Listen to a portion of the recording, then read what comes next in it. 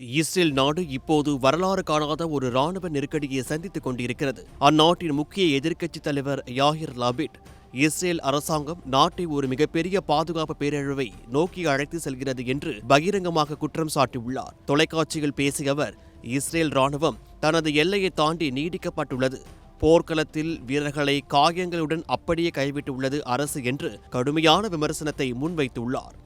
ராணுவ தலைமை தளபதி lieutenant general இயால் Zameer, Israel ராணுவம் உருக்கொலையும் விளிம்பில் உள்ளது என்று பாதுகாப்பு அமைச்சரவை கூட்டத்தில் எச்சரித்ததாக செய்திகள் வெளியாகியுள்ளன. லெபனான், காசா, சிரியா மற்றும் ஆக்கிரமிக்கப்பட்ட மேற்கு கரை என பல முனைகளில் ஒரே நேரத்தில் போர் நடப்பதால் ராணுவ வீரர்களுக்கு கடும் பற்றாக்குறை ஏற்பட்டுள்ளது. ரிசர்வ் படை வீரர்கள் தொடர்ந்து 6 அல்லது 7 சுழற்சிகளாக ஓய்வில்லாமல் போரிட்டுக் கொண்டிருப்பதால் அவர்கள் உடல் ரீதியாகவும் மன ரீதியாகவும் சோர்ந்து போய் உள்ளனர். இந்த சூழலில் இஸ்ரேலில் நீண்ட காலமாக சர்ச்சையில் இருக்கும் ஒரு விஷயம் மீண்டும் விஸ்வரூபம் எடுத்துள்ளது.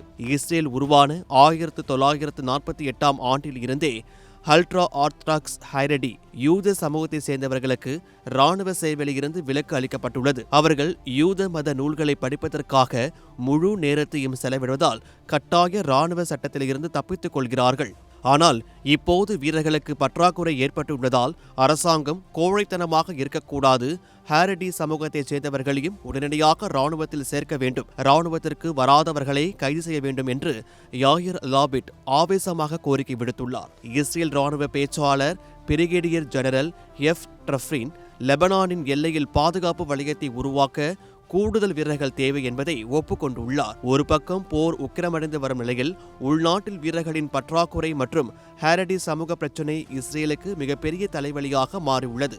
நெதன்யாகு அரசு இந்த சவாலை எப்படி சமாளிக்கப் போகிறது என்பதை பொறுத்திருந்துதான் பார்க்க வேண்டும்.